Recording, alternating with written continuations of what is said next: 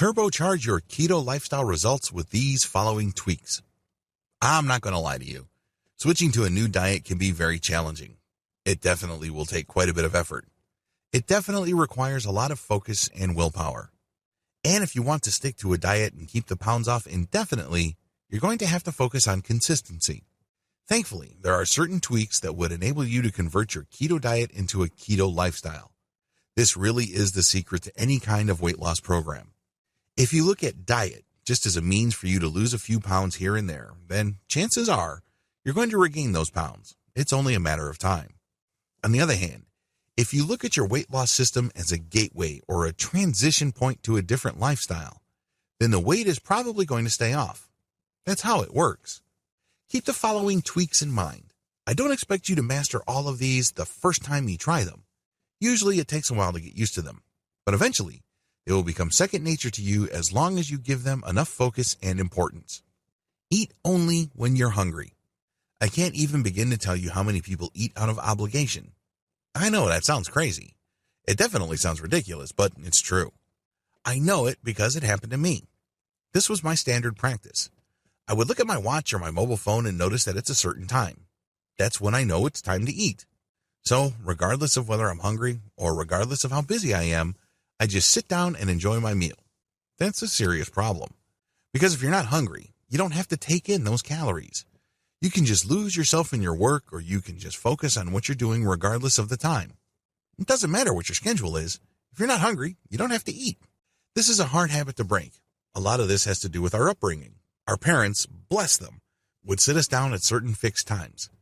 In my household, we were expected to eat from 6 to 7:30 a.m., and then from 11 to 12:30 p.m. Our final meal together would be from 6 to 8 p.m., depending on people's schedules. But those are the time ranges. When you've been doing that for many years, it's hard to break free. It's hard to try something new. It's as if your body clock has essentially evolved around those schedules. But there's really no rule written on granite stone that dictates that you should eat out of obligation because of time.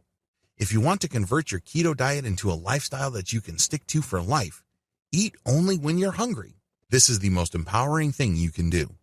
You're eating to live. You're not living to eat. I know that sounds like a cliche, and it is, but it's also true.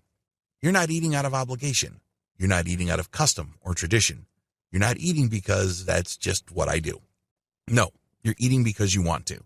And you should only want to eat because you're feeling hungry. Drink first when you get hunger pangs. It's very easy to just go to a drive-thru or to the nearest restaurant or even a corner grocery store and buy some ready meal when you feel hunger pangs. After all, you are hungry. You're doing something to take care of the hunger as soon as possible. I get that. That's what most people do. The problem is, the hunger that you're feeling may not linger for long. Those hunger pangs may be temporary. This is why I suggest that you drink first when you get hunger pangs. You'd be surprised as to how quickly your hunger dissipates. The secret here is to drink first. Now, don't go crazy. There's no need to go overboard. You don't have to whip out a liter of water or a gallon jug and start pounding away. No, just a small cup would do. See if it does the trick. And then have another glass. Another trick that I use is to first drink warm water. If you can get it, drink a little bit of hot water. You'd be surprised as to how much of your hunger pangs is actually just your body looking to rehydrate itself. Stick to this plan. Drink first when your hunger pangs, drink warm water first, then drink more cold water. If that doesn't do the trick, then decide to eat. Eat slowly. Once you have decided to eat, don't rush through the process. I know this is easier said than done. If you're like most Americans, you feel that you really don't have much time. In fact, if you're like most people, you think that time is a luxury. Believe me, I understand where you are coming from and I totally get you. But here's the thing.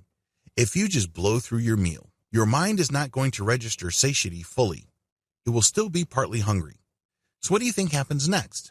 That's right. You eat even more calories until you're fully sated. Usually, in that context, your body only feels full when your stomach has expanded enough. As you can well imagine, this is not a recipe for weight loss. You end up eating too much. This is why it's a good idea to eat slowly. You're eating your keto meals. That's awesome, but eat slowly. This means that you get to enjoy your food more.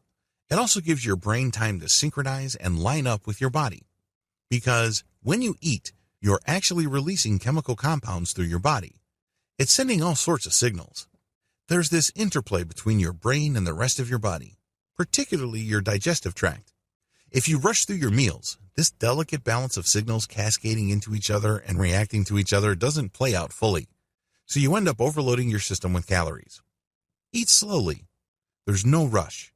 Enjoy each mouthful. Celebrate your food. Again, eat to live. Don't live to eat.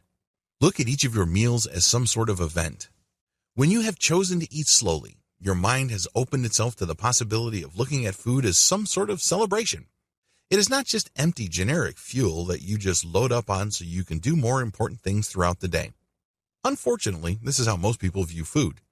Food is an end in and of itself. It is something to be celebrated. It is part of what makes life special. You need to slow down and eat more deliberately for you to really savor your food. Once you've started to do that, then eventually, you will be able to look at your meals as some sort of event. It's something to look forward to. It's kind of like your feast for the day. Eat more mindfully. Not only should you eat slowly, but you should also be as conscious of the eating process as possible. Savor each mouthful. Be aware of the flavors going through your mouth. Understand yourself more fully by experiencing your food preferences in a more direct way. Different people have different tastes. Different people have different preferences. When you eat more mindfully, the meals say something about you. They say something about your preference. They say something about the textures that you like. They are part of an event. You're connected to the whole eating process. When you eat, choose to eat. In other words, focus your attention on what you're doing.